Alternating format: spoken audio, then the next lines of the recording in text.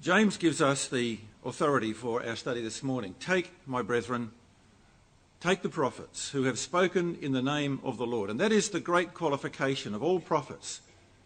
Jeremiah was told in Jeremiah 26 verse 2, go out and stand in the temple, say these words and diminish not a word.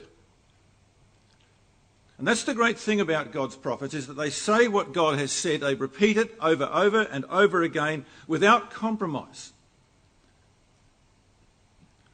And very often it leads to suffering, affliction and patience.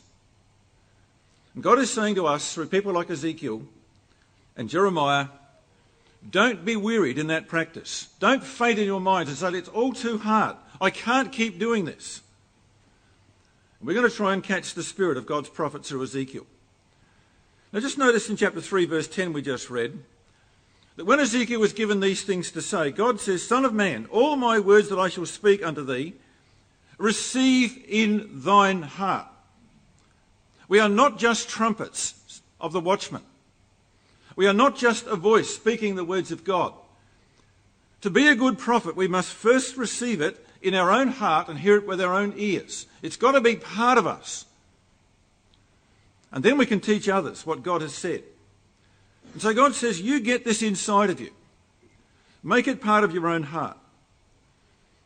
Now, let's just clear up some of the major themes about Ezekiel, because we want to come to the man and his wife, because that's really the heart of our story. And there's a little thing at the end of the talk which Brother Phil's waiting for, which is about the remnant. But we want to just get rid of the big themes of Ezekiel. Now, both Ezekiel and Jeremiah were types of the Lord Jesus Christ. Ezekiel and Jesus both started their public mission at the age of 30. Ezekiel was born to be a priest. Jesus became the great high priest. They both horrified the Jews by prophesying the fall of Jerusalem, the destruction of the temple, and the imminent end of the Jewish state. That was the common theme of what they said to the Jews of their time. They both lifted the veil on Jewish religion to expose the hypocrisy, the wickedness, and the transgressions of the leadership. You will see that Ezekiel deals almost entirely through this book with the elders of the Jews that came from Jerusalem that now sit in front of him to get news about Jerusalem. And he keeps exposing the hypocrisy, the idols in their hearts. But they keep coming.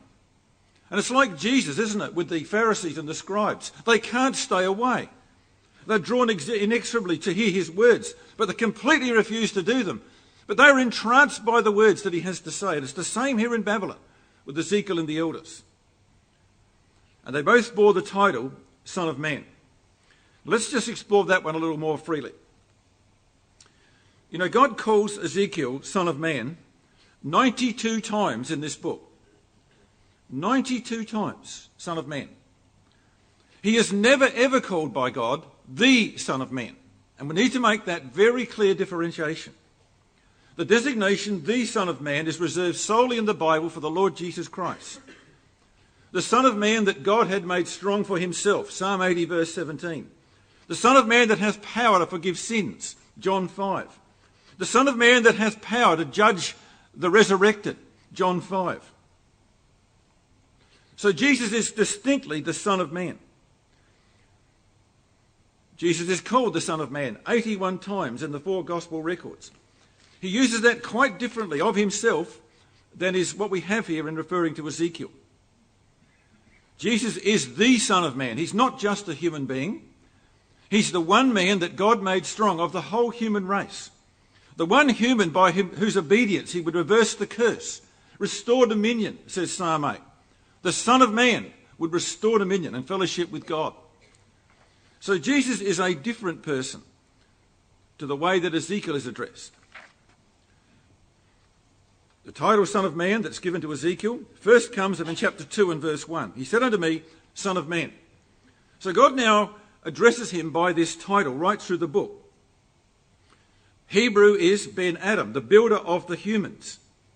He represents all of us, brethren and sisters. And we need to look at these prophets, particularly when it's in the visions, like we saw with Zechariah in the visions. They represent us, crowning the king.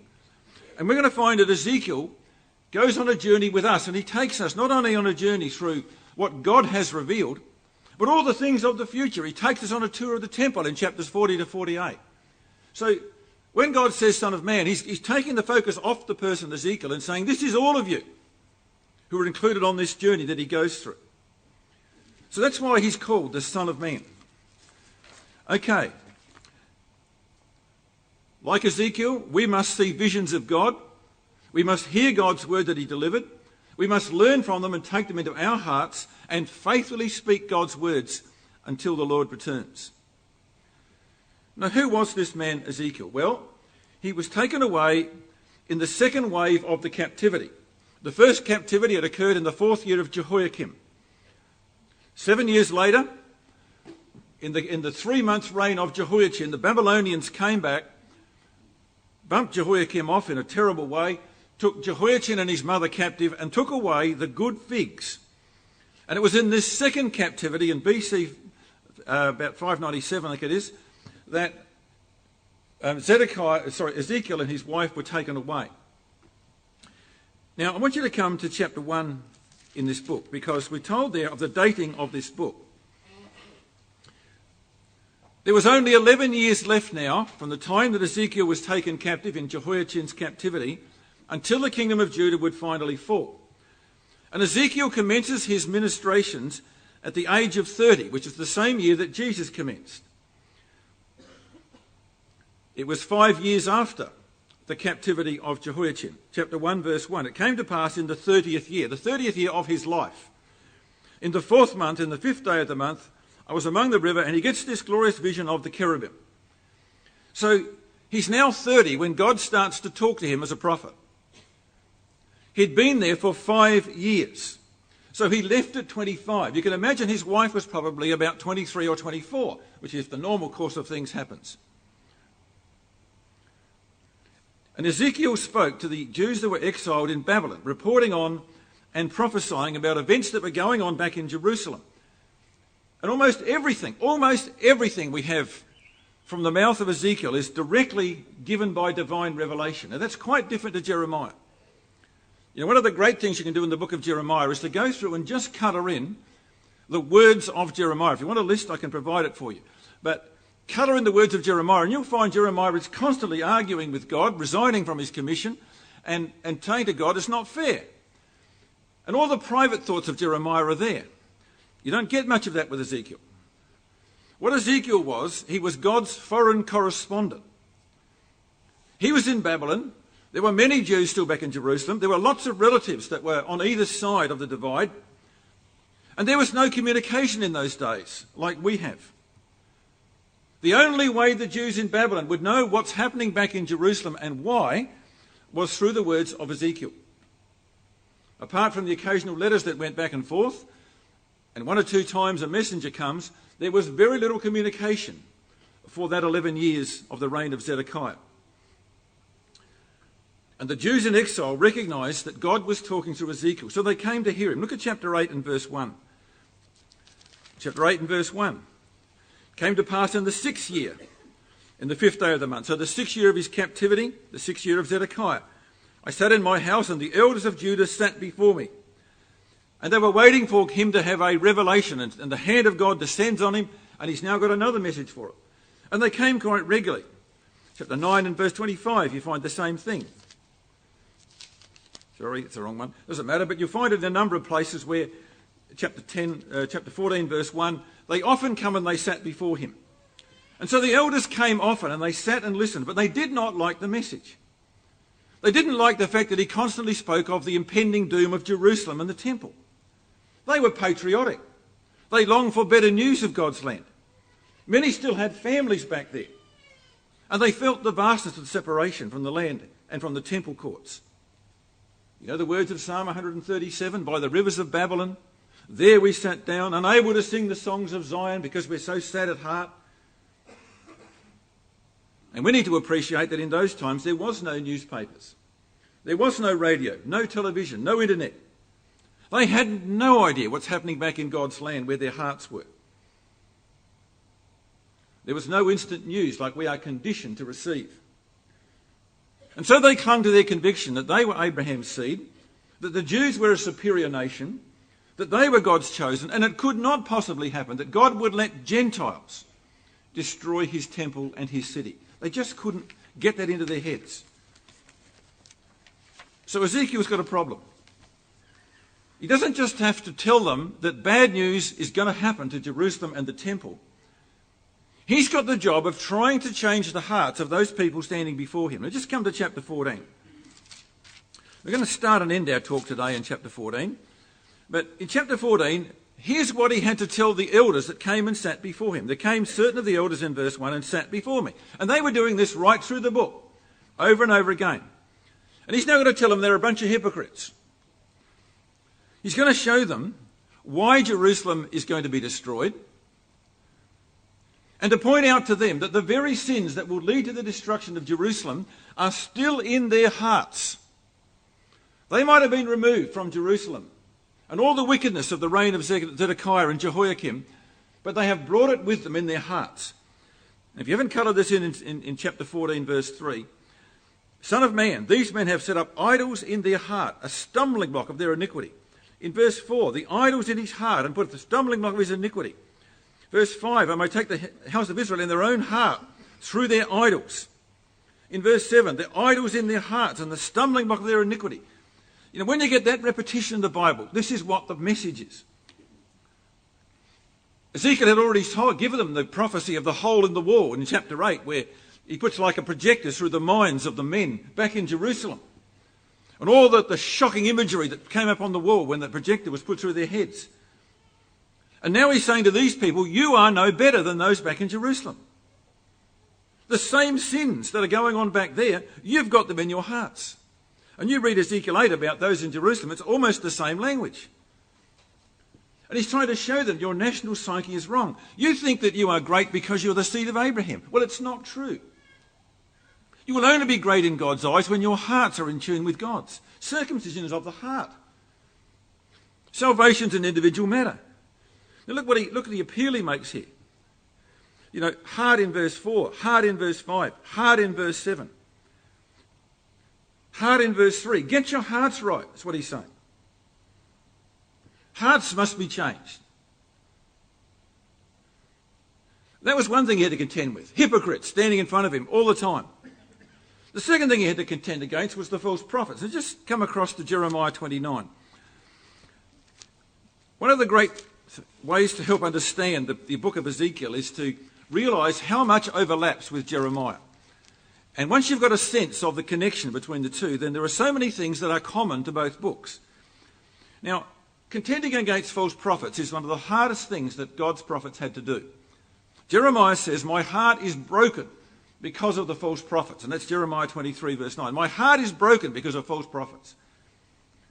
Now, there were two false prophets that we know of in Babylon that ended up being roasted in the fire by Nebuchadnezzar. They were not delivered by God's angel. Jeremiah 29 and verse 30. Hear the word, this is a letter from Jeremiah to Babylon. Hear the word of Yahweh, all you of captivity, who are sent to Babylon, from Jerusalem to Babylon. So he's writing to the same people that are talking to Ezekiel. Thus saith Yahweh of hosts, the God of Israel, of Ahab the son of Kaliah and Zedekiah the son of Maasai, which prophesy a lie unto you in my name, behold, I'll deliver them to the hand of Nebuchadnezzar. He shall slay them, and they'll become a prophet. How's he going to slay them? Well, he's going to burn them in the fire, verse 22. They will become a proverb of what happens to false prophets. They were roasted in the fire. And we know what that fire was like from Daniel chapter 3, don't we? So there were false prophets over there in Babylon that Jeremiah had to point out were going to end up roasted. But you can imagine what a grief that was to Ezekiel. There were others back in Jerusalem like Hananiah. Look at chapter 28. It came to pass in chapter 28 in the verse 1, beginning of the reign of Zedekiah. Now, beginning is a fairly loose term. It's the 4th year. When did Ezekiel start prophesying? In the 5th year. So the letter of chapter 29, which was sent from Zedekiah, chapter 29, verse 3, occurs in the 5th year. And it's a direct response to the prophecy of Hananiah back in Jerusalem. And Hananiah had sent letters to the captives in Babylon saying, look, you've been taken away, but you won't be there long. And his prophecy was only 2 years. That was his prophecy. Verse 3, within 2 full years will I bring you again to this place. All the vessels, I put that one aside for the next talk. All the vessels that Nebuchadnezzar took away were all going to come back in 2 years. Now he's prophesying in the 4th year of Zedekiah. It takes 4 months for a messenger to get across, or maybe 3 or 4 months to get across to Babylon. The response that comes in chapter 29. And it's the letter that Jeremiah now sends to Babylon to counteract the prophecy of Hananiah. Now Hananiah was put to death by God for his false words, for the false hopes that he raised. There were also letters coming the other way. Look at chapter 29 and verse 24. Jeremiah's letter addresses another false prophet in Babylon. Thou shalt speak to Shemaiah the Nehelamite and say, thus saith the word of God. Because you've sent letters in thy name to the people in Jerusalem, to Zephaniah the son of Maaseiah the priest. And what was going on with this Shemaiah character was, or Shemaiah, he was sending letters from Babylon saying, we've got to get rid of the priests and replace the priesthood in Jerusalem with people that we like. So there was a lot of background controversy going as these letters went back and forth. So another problem Ezekiel had to contend with was false prophets under his own nose and disconcerting letters from Hananiah that they were only going to stay for 2 years. Now just keep that timing. It's really critical to see what's going on here. But let's just clear up the themes. Back in Ezekiel chapter 14, I want to show you now one of the other major themes of Ezekiel. The phrase or forms of it that occurs 74 times in the book of Ezekiel is, they shall know that I am Yahweh. Look at it in chapter 14 and verse 23, at the end of it. And when they shall comfort you when you see their ways and their doings, and ye shall know that I have done it. I've not done it without cause. And that comes in say, different forms, but ye shall know that I am Yahweh. They shall know that I am Yahweh. When this comes to pass, you shall know that a prophet has been among them. And the key word is know. People will one day have to face up to this. So it's usually found at the end of each individual prophecy. Everything Ezekiel said would happen would come to pass with great accuracy. Men would then realise that Yahweh has foreknowledge and power to fulfil his will. The Armageddon chapters, chapter 37 to 40, are absolutely damn-packed with this statement. And they shall know that I am Yahweh. And they shall know that I am Yahweh. And sooner or later, both Jew and Gentile will be forced to acknowledge that God is in control. God can be ignored, disobeyed, put out of people's minds. But in the end, when it comes to pass, with unerring accuracy, they will know that God was in control all along. So there's another theme of Ezekiel you can follow through. 74 times, statements like that. Now, the one we haven't got time to deal with at all is, other than just mentioning it, is the glory. The glory appears in chapter 1 to 3 in the cherubic visions to open the book. The glory departs, as you well know, in chapter 11, by stages. The glory then prepares to return in chapter 33 with the regathering of the people. And in chapter 40 of Ezekiel, which I'm sure that you've just covered recently in your effort, the glory returns by the way of the east and comes back into the temple with Christ and the saints in that grand march into that building. So there's another theme about the glory. We're not going to go there because it's just too massive, obviously, to think about. We're going to talk about the man Ezekiel himself. Now, some interesting facts about the book of Ezekiel. Ezekiel means God will strengthen. The hand of God was upon me is a common statement he makes. The hand of God was upon me. So he was strengthened to put these visions forward. Now I'm going to make 3 statements that I think at first your brain will reject. Everything we know about Ezekiel comes from his own book and nowhere else.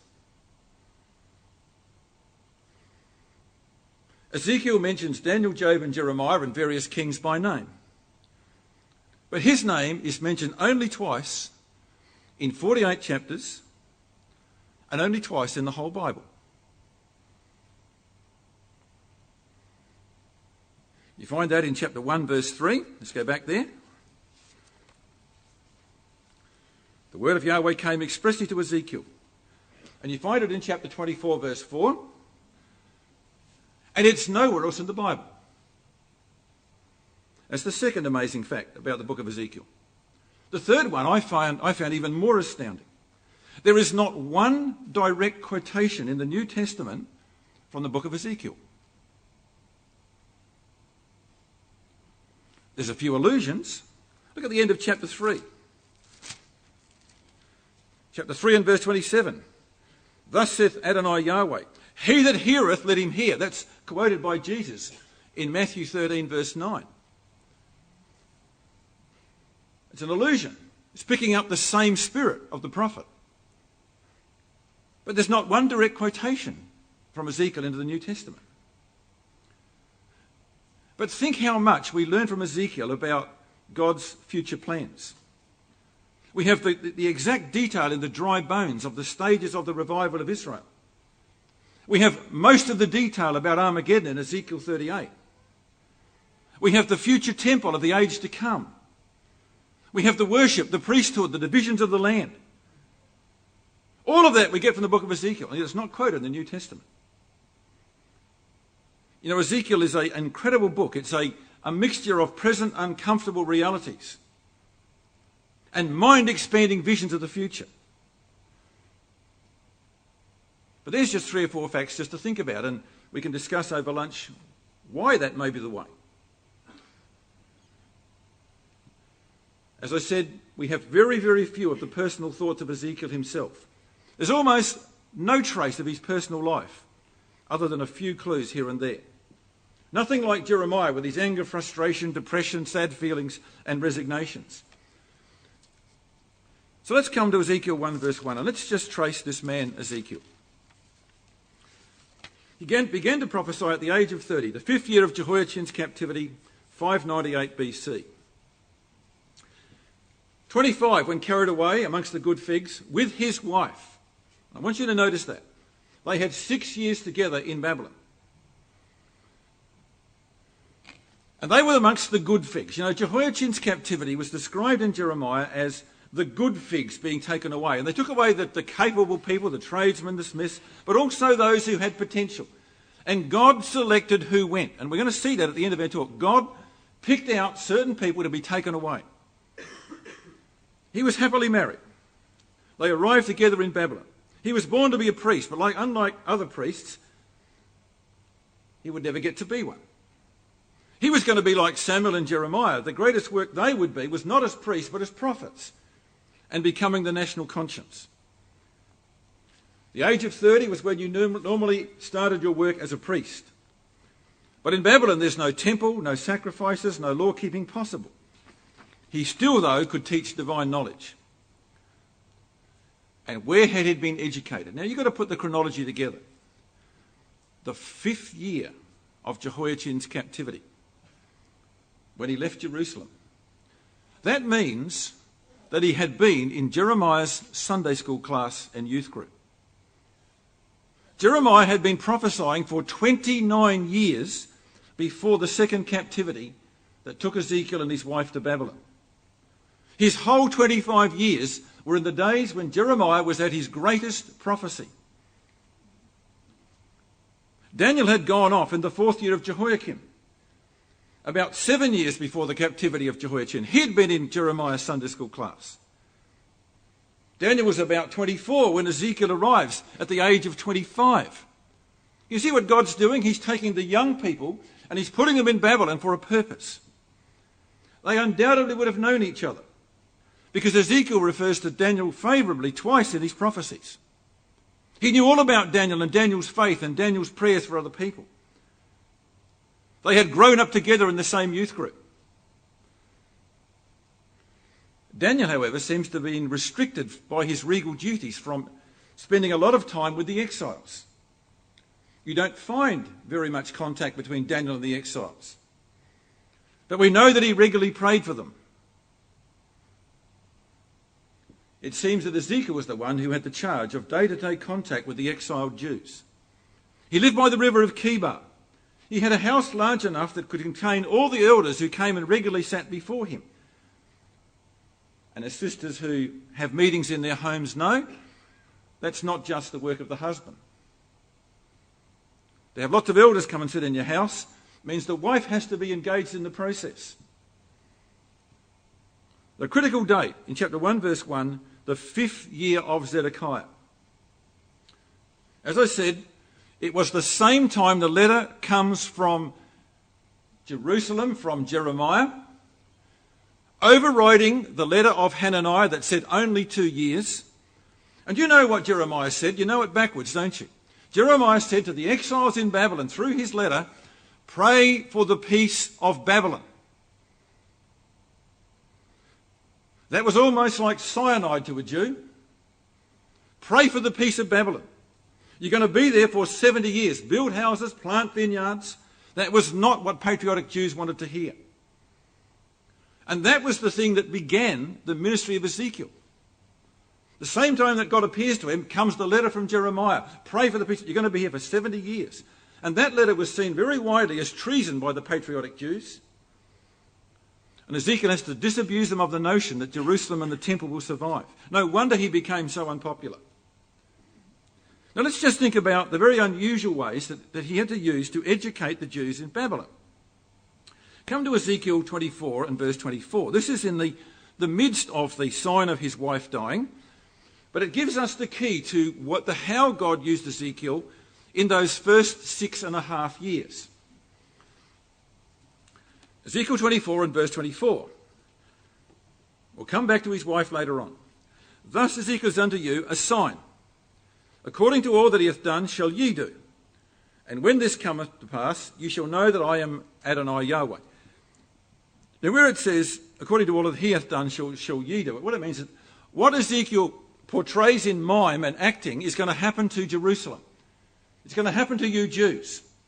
So when Jerusalem falls, you're not going to mourn either. So Ezekiel was a man of sign. What he does, what he teaches, he does by enactment. Now, why the need for the signs? Come back to Ezekiel chapter 3, the chapter we read. This is why for 6.5 years he had to do everything by mime and enactment and portraying it in such funny ways. In Ezekiel 3 and verse 26, God says, look, you're dealing with a very rebellious house. Ezekiel had been through 7 days of bitterness of spirit. When he realised the serious nature of the prophecy he had to give, he was silent for 7 days. And God says, look, I'm going to make it harder for them, Ezekiel. Verse 26, I will make thy tongue cleave to the roof of thy mouth. Thou shalt be dumb, and shall not be to them a reprover. In other words, Ezekiel, you can't go and say your own words. You can't go and give exhortations based on what I've said. You're going to be limited to saying only the words I give you, because they are a rebellious house. When I speak with thee, I'll open thy mouth, and thou shalt say to them, thus saith the Lord God. So the only words he could utter for 6.5 years were words that came directly by God's revelation. So this is quite some early thing. This happens in the 5th year, when he was now the age of 30. On some occasions, he could deliver those direct messages from God, but not often. No personal comment, no exhortation, no questions. So we have mimes and charades and role plays to get the message across. Let's go through chapter 4, just as an example. We have a model of Jerusalem built on a clay tablet with a siege around it in verse 1 and 2. Then we have an iron pan in verse 3, held up to his face with a picture of Jerusalem there. Then he lays for 390 days in verse 4 and 8 of chapter 4 on one side and 40 days on the other side to portray the length of the siege. He starves himself, eating only bread and water. He has to cook his food with cow dung to illustrate the privations of the siege in verse 9 to 17. In chapter 5, verse 1 to 4, he cuts his hair off, throws some to the wind, chops some up, and burns the rest. Why? To demonstrate the certainty of the coming captivity and the scattering of Israel. He portrayed Zedekiah's futile plan of escape in chapter 12. He had to take his furniture, put it on his back and dig a hole under the wall. What a stupid thing to do. And the Jews said, what's wrong with him? What's he up to? He's carrying furniture under a wall when you could go around it. And what he's doing is portraying Zedekiah's futile escape plan. But when the Babylonians were about to take the city, he'd built a tunnel out to get out of the city, left his wives behind, but took too much stuff with him, and they caught up with him at Jericho. And Ezekiel has to prophesy that to the Jews in Babylon. He won't get away. And Jeremiah is saying to him at the same time, you will not escape. But Zedekiah thinks he's too smart for everybody. He sets up in chapter 21, Ezekiel sets up signposts to indicate the very direct route that Nebuchadnezzar will take as he comes down to take Jerusalem. So it's full of signs. And he's a human billboard. Now let's come to chapter 24 and take the last great sign that he has to do. Remember, this was now 6 years. Well, this is actually only 4 years from his captivity when he makes this sign. In chapter 24 and verse 1, we have Ezekiel in the chapter where he loses his wife. It's the 9th year and the 10th month and the 10th day of the month. And your margin's got 2 Kings 25 and Jeremiah 39. This is the day the final siege started. So it's absolutely connected to what's going on back in Jerusalem. Precisely the day the siege began. And we're going to talk about these two people because she's going to suffer this day a sudden death. And when she does, we find in verse 16, Ezekiel is absolutely forbidden to mourn. No public demonstration of mourning is allowed. Between verse 16 and 25, no public mourning allowed. Now this whole chapter shows us the incredible cost of being a prophet. They were both, at this stage, somewhere around the age of 30 or less. And can I say, I really loved the picture last night of Ezekiel's wife. It just showed to me the strength of character that that woman must have had. It was hard enough to be exiled away from your family, homes, and land. It was hard enough to face opposition from false prophets who denied the words that you spoke. But to suffer the loss of your beloved wife and companion, described so beautifully in verse 16 as the desire of your eyes, is a very tragic thing indeed. You know, God looked at these two and saw their very close and loving relationship. And sadly, he knew that it was essential to this enactment. This is how serious God was in putting this in front of the people, that he would take away that woman under the age of 30. And in verse 18, it says, I spake to the people in the morning. So he gets this message from God. He gets the word of God in verse 15 in the morning. And he goes straight out into the street and he says, God has said, my wife is going to die. And the evening comes and she dies suddenly. And next day in verse 18, he must show no public grief in any way.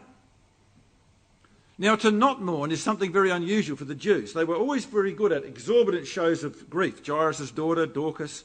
You know all those incidents where they always have this great ceremony. Absolutely no mourning. No change of clothes. Keep a good expression on your face. Smile at everybody. Now, why would God exact such a terrible price on the prophet? Well, look at verse 21. You've got to make the connection. When they ask you, why aren't you mourning? You shall say to them, behold, I will profane my sanctuary, the excellency of your strength, the temple, the desire of your eyes, and that which your soul pities, and your sons and daughters that you've left behind in the land. He's talking to these elders. They've got children back in Jerusalem who are going to probably die in the siege. You have to realise that you're going to lose something incredibly precious to you, you Jews. And you shall do as I have done in verse 22. You shall not cover your lips, nor eat the bread of men. You won't mourn. You will be so overwhelmed that mourning will be almost impossible. You shall not mourn nor weep. You shall pine away for iniquities. You're going to realise that your children back there died because of you, because of your sins and your idolatry as you followed Jehoiakim. And you'll blame yourself. You'll pine away for your iniquities and mourn one toward another. And I'm going to take Ezekiel's wife to show you that. And he comes back to it in verse 25. Also, son of man, shall it not be in the day when I take from them their strength, the joy of their glory, which is the temple in Jerusalem, the desire of their eyes, that whereupon they set their minds, their sons and their daughters. Now notice in verse 26, a prophecy. There's going to be one that escapes from Jerusalem, shall come unto thee. Tell you what's happened back in Jerusalem. Remember, there's no news. There's nothing going between these places.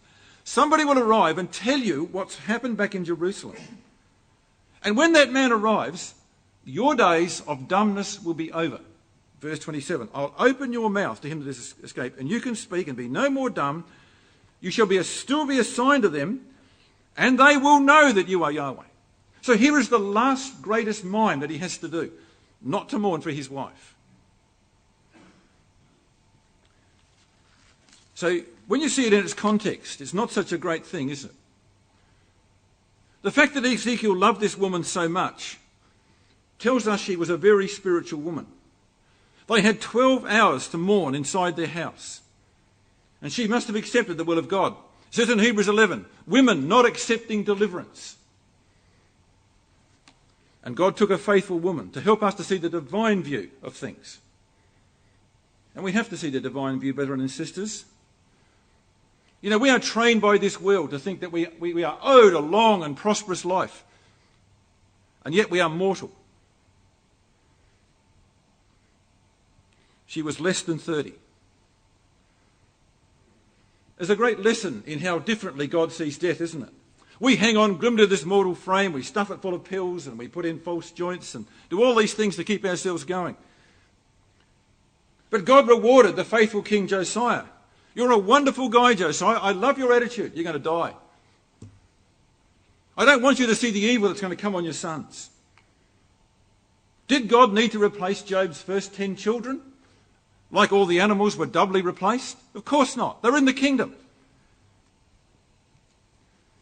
And we have to learn, brethren and sisters, that this life is only a pathway to eternity. It's a vapour that passes away. It's the short introduction to the long play that is coming in the kingdom. You know, God says to us, here is the patience of the saints. Blessed are the dead which die in the Lord from henceforth. Yea, saith the Spirit, that they may rest from their labours. Do we actually say that at funerals? There are some people who die after long suffering and we say, blessed are the dead, because now a suffering is over. But every one of God's dead is blessed, because they are surely going to come out of that grave. And Ezekiel had to go through the rest of his life lonely, sad, weeping inside for that woman, but knowing that God had taken her, that some people might be converted. And another 2 lonely years go by. Remember, this is the 10th month of the 9th year. Another 2 lonely years go by. The long siege continues in Jerusalem. Now come to chapter 33 and see the fulfilment of that prophecy about the man that escaped. Chapter 33 and verse 21. Came to pass in the 12th year of our captivity. Now the city fell in the 11th year and the 10th month. So it took months for this man, who was probably on the run, hiding from the Babylonians, to finally make his way back to Babylon. In the 5th day of the month, the one that escaped out of Jerusalem came unto me, saying, the city is smitten. So here is the fulfilment of the prophecy. Now the hand of Yahweh was upon me in the evening, before he that was escaped came. So the night before, God had opened his mouth, because the man was in the city. He came in the morning, and my mouth was open, and I was no more dumb. So there is the end of the 6.5 years of dumbness. As soon as this man turns up, God opens his mouth, and he can now speak to the people freely. So you can imagine, when Ezekiel's got his voice back, what would happen the next day? They would come in their droves to hear Ezekiel explain about his wife.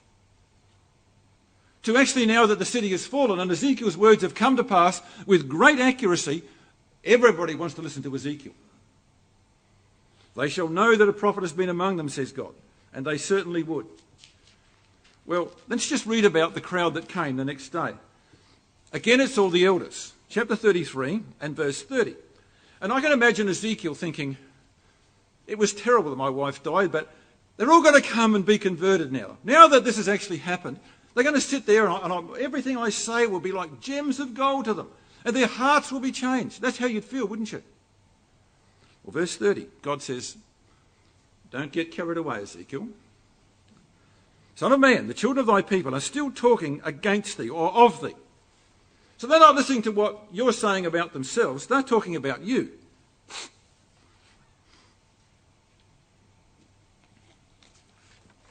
Well, we know what they said, doesn't it?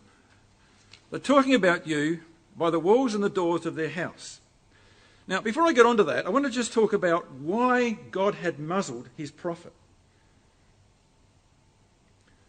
You know, we often wonder about the ways of God, don't we? Why did God make it so hard for the Jews to get to the real message of Ezekiel? Why were there such limited revelations of what could have been said? Why were there signs and charades and mimes and strange events that took place? And he can't explain them. You know, sometimes we sit back and we ask, why is Bible prophecy so complicated? Why are we trying to unravel rams and goats and bears and four-headed leopards and dragons and ten-horned beasts and harlots? Why doesn't God make it easier? Those of you who teach the truth, you think sometimes, why does God put so many passages in the Bible that can be read for Trinitarians and demons and devils and hell and spirit gifts? And we're always trying to explain away rested scriptures. Why doesn't God just say, look, here's 24 points, take it or leave it? But God's not like that, brethren and sisters. God said to these Jews, you're a rebellious house, I'm going to make it harder for you. My favourite saying, as many of you know, is Brother Thomas, where he says, the deity delights in stimulating the intellect of his creatures. In doing so, he reveals himself mysteriously. It's why Jesus spoke in parables. It's why God uses signs, symbols, metaphors, complicated forms of revelation. Because he does expect us to grapple with his words, to seek their depths, to seek out the hidden meanings, to have a love of finding truth. And that struggle to unravel these things aids our memory and gives us vision. You know, God reveals himself in Bible code to his servants.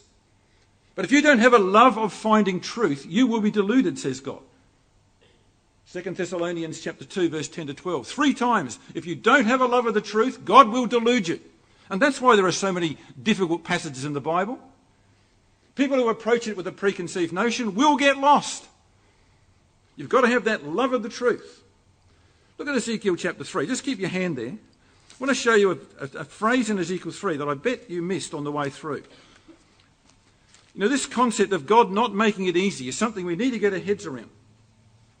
You ignore God's counsel, he will not make it easier. Ezekiel 3 verse 20, he's talking about the righteous man. This is the man that has been doing the right thing.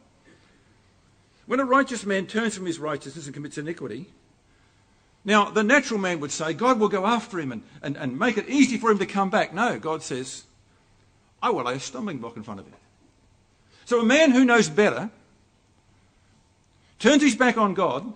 God says, I will make it harder and harder for him to get it right. But you've still got to warn him. And that's totally contrary to the way the human would see that. That's what God says I will do. Now you think about this in Bible history. God said to Balaam, do not go with these men. Thou shalt not curse this people, for they are a blessed people. And Balaam comes back and says, look, they've come back again. Can I go? And God says, you can go. And Balaam's ears go, beauty, if the men call thee in the morning. Did God make it easier for Balaam? See, God now said, oh, you can go. You only heard that bit. The rest of it, he ignored it. And I bet those men that came from the king of Moab slept soundly in the morning. And Balaam's getting them out of bed and saying, come on, we're off. God said I can go. You see, he was a selective hearer. Think of King Saul. After 7 days, I will come, said Samuel. And God waited right until the actual death knock. And Saul says, I can't wait any longer. Think of Judas and how Judas tried to save him.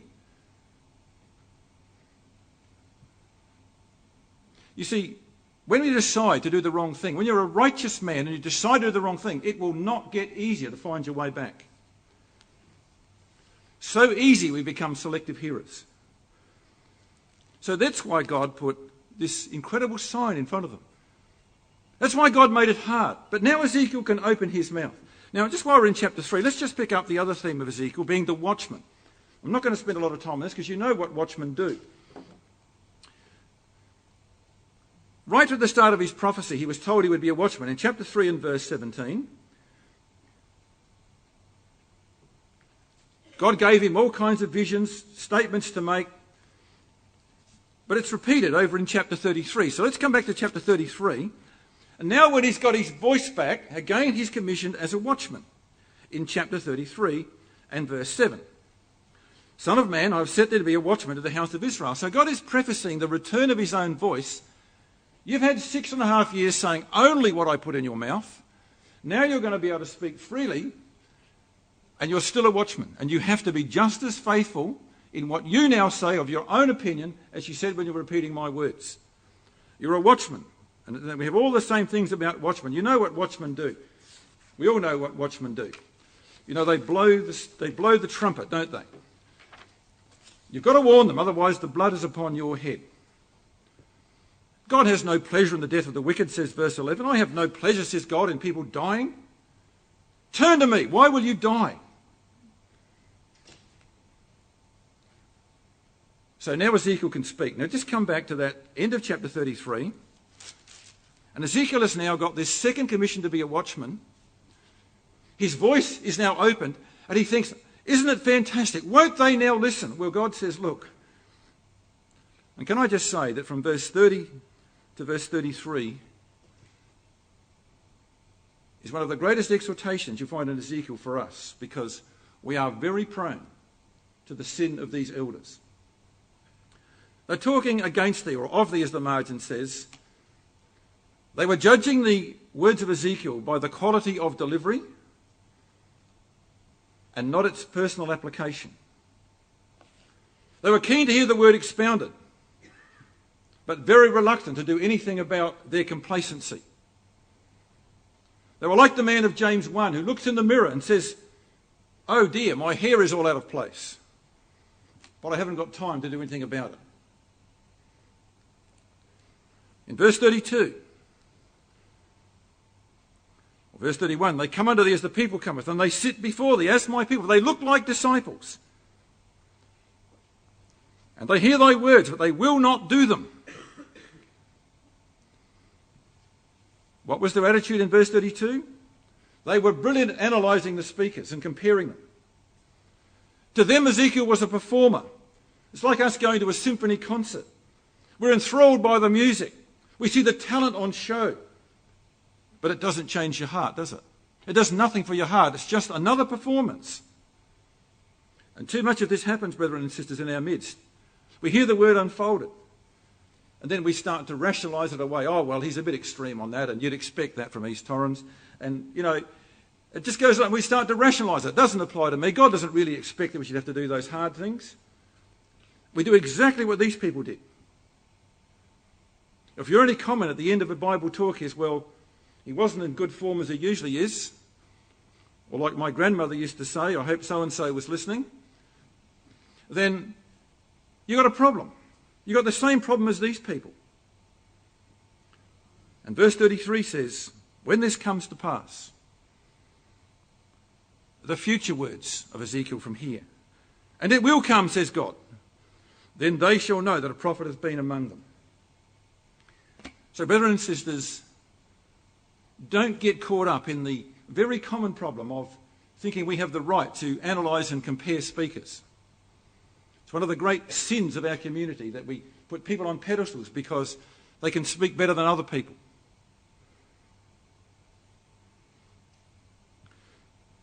I want you to come back now to chapter 3, and we're going to conclude in chapter 14.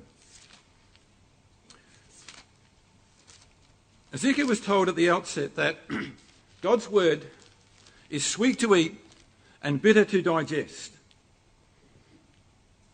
Verse 1 to 2, he was given a scroll. A hand with a scroll was before him. Eat this scroll.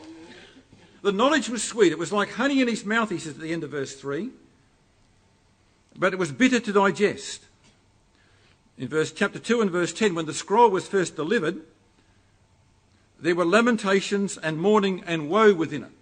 The impact on him in chapter 3 and verse 14, I went in my bitterness in the heat of my spirit. So there's this great anomaly of beautiful to eat, beautiful to understand, but hard to digest. You know, the same thing happens in Revelation 10 to John the Apostle. He eats the seventh thunder scroll.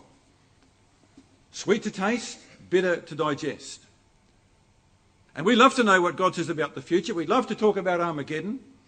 But a lot of what we have to say to the world is going to be very sad news for some.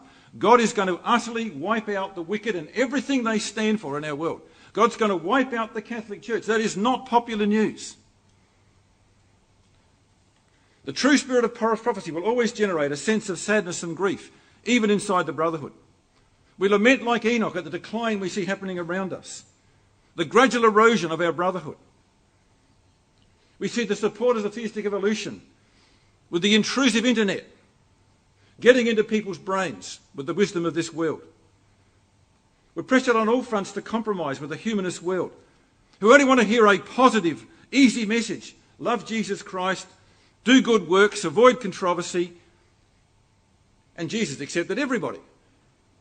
Well, it's not right, brethren and sisters. That's not what God said. The scroll is bitter to the taste. We have to deliver messages that are unpopular.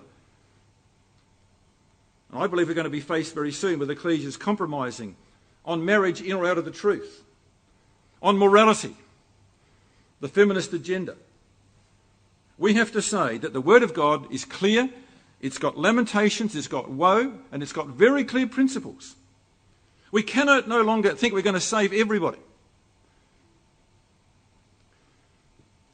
But like Ezekiel, we can save the remnant. He was never going to convince those elders. God said, look, you're wasting your time with them. These are the people that grew up in the reign of Jehoiakim. You will not change these people. Work on their children. Now come to Jeremiah chapter 15. You know, Jeremiah was a man who also wanted to save the whole nation. Chapter 14 of Jeremiah is all about Jeremiah's prayer for the nation. He prayed to God that the nation might be saved. And God says, Jeremiah, and this is remarkable, Jeremiah, stop praying for them. You're wasting your words, you're wasting my time. Don't pray for these people anymore. Now that's remarkable for God to say to his prophet, don't pray for them.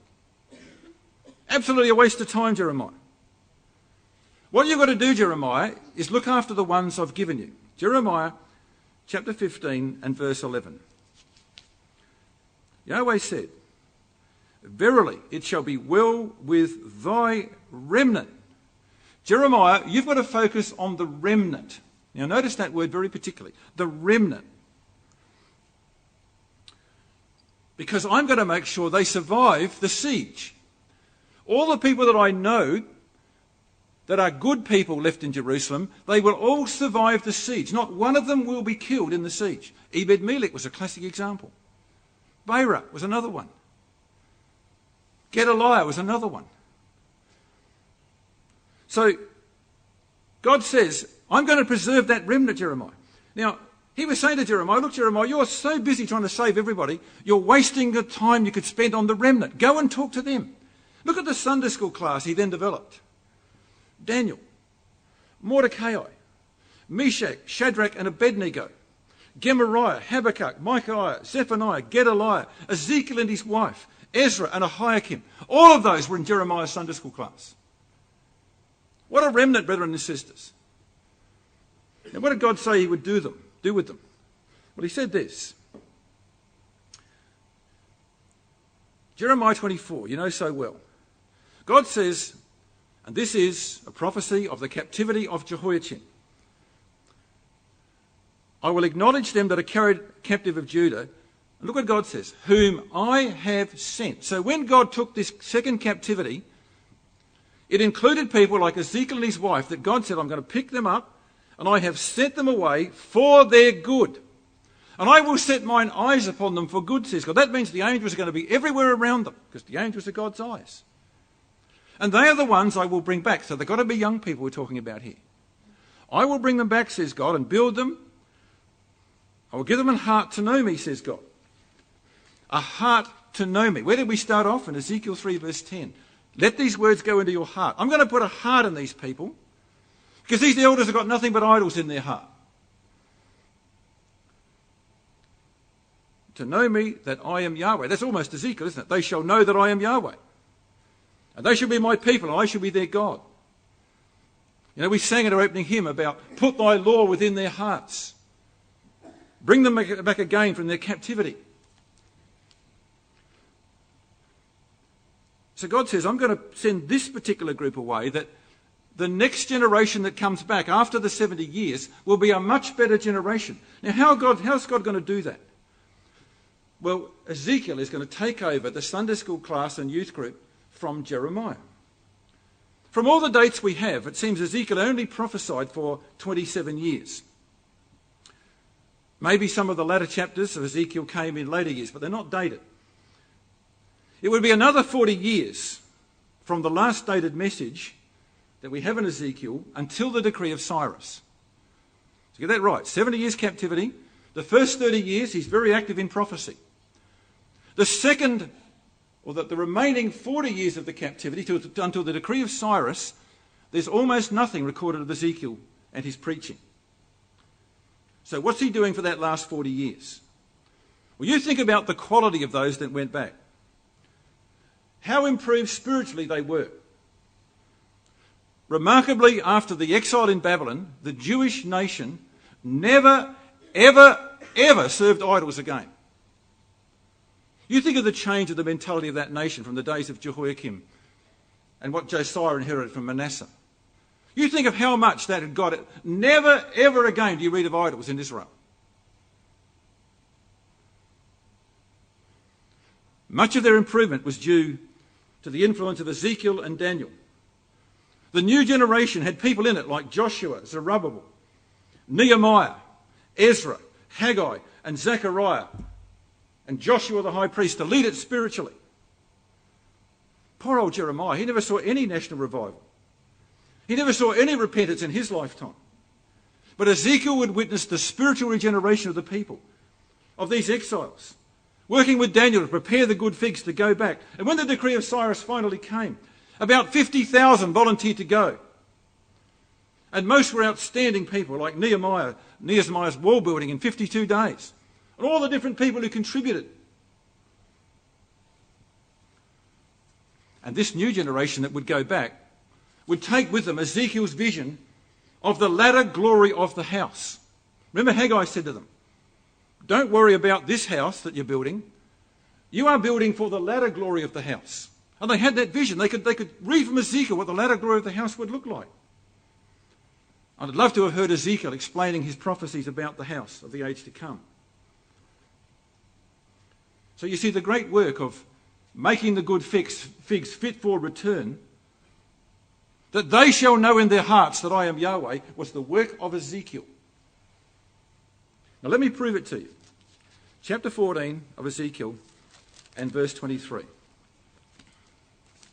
Now remember, God said to Jeremiah, look after the remnant. Stop praying for this people. I've given you a remnant. That's the ones you've got to work with, Jeremiah. Well, look what he says to Ezekiel. Verse 22, yet behold, therein, that is, in the siege of Jerusalem, shall be left a remnant that shall be brought forth. This is Jeremiah 24 exactly, the good figs. Both sons and daughters, young people. And behold, Ezekiel, they shall come forth unto you. You put that together. God says this. Jeremiah's been doing a great work on the Sunday school and youth group back in Jerusalem, but the time has come for Jerusalem to fall. I'm going to take them out of Jeremiah's grasp, and I'm going to give them to you, Ezekiel. I'm going to send them to you. Very specific, isn't it? And ye shall see their doings, their ways and their doings. You're going to see the quality of these young people that Jeremiah has been working on. And it'll get over the sorrow of the loss of Jerusalem. You shall be comforted concerning the evil I brought upon Jerusalem, even concerning all that I brought upon it. You will be able to manage your own grief at the loss of Jerusalem and the temple by the comfort you will get from this remnant I'm going to bring to you. And verse 23 is beautiful. And they shall comfort you.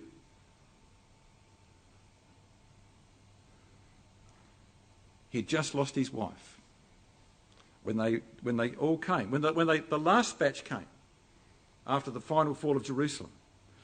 They shall comfort you when you see their ways and their doings. You're going to be inspired by this next generation, Ezekiel, to go on even without your wife. And ye shall know that I have done it. I've not done it without cause. What's he referring to? You will know that your wife didn't die in vain. You will know that Jerusalem is not fallen without some purpose for the future. You will know I've not done it without cause. And to a man that was going to be grieving for his wife, he would read those words again and again and be greatly comforted by those that God had sent to him. As times become more and more critical, brethren and sisters, let us be content to work with those who do want to understand the visions of God, who do want to follow divine principles. Let's educate people to be sensitive to what's going on in their heart. And let us have our minds stimulated by these wonderful things that God has written so uniquely to stimulate our intellect. And let's work with the remnant. You know, Jesus said, strengthen the things that remain.